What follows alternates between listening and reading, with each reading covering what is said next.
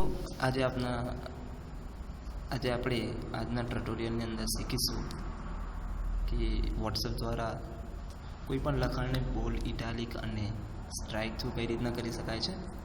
તો સૌપ્રથમ હું વોટ્સએપ ઓપન કરીશ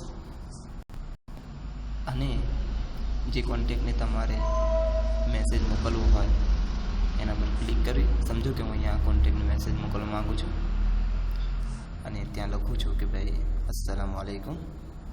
તો સૌથી પહેલાં તો અહીંયા આપણે જોઈશું કે ટેક્સ્ટને કઈ રીતના બોલ્ડ કરી શકાય છે. તો સૌથી પહેલાં તો હું બોલ્ડ કરવા માટે એક એસ્ટરિસ્ક મતલબ સ્ટારની સાઇન મૂકીશ અને ત્યારબાદ હું અહીંયા લખીશ કે અસ્સલામુ અલૈકુમ. અસ્સલામુ અલૈકુમ. ત્યારબાદ હું એસ્ટરિસ્કની સાઇનને અહીંયા ક્લોઝ કરીશ. તો મિત્રો તમે જોઈ શકો છો કે અસ્સલામુ અલૈકુમ બોલ્ડ એટલે કે ખાટા અક્ષરની અંદર જોવા મળે છે. ત્યારબાદ મિત્રો આપણે જોઈએ કે કોઈ પણ લખાણને ઇટાલિક્સ એટલે કે વાંકું કઈ રીતના લખી શકાય.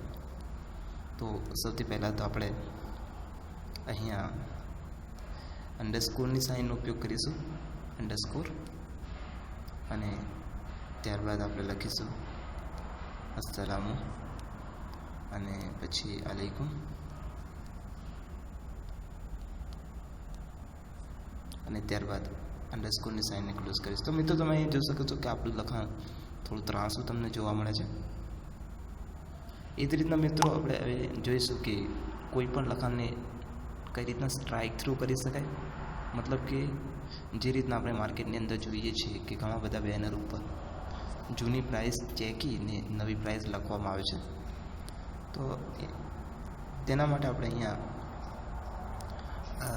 ટાઇલ્ડ મતલબ કે આ નિશાનીનો ઉપયોગ કરીશું અને અહીંયા આપણે લખીશું અસ્સલામુ અલૈકુમ,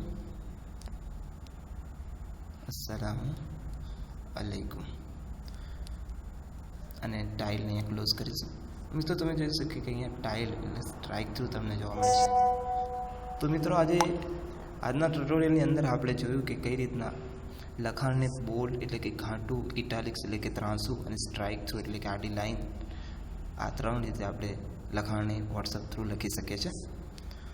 તો મિત્રો બાય, ટેક કેર.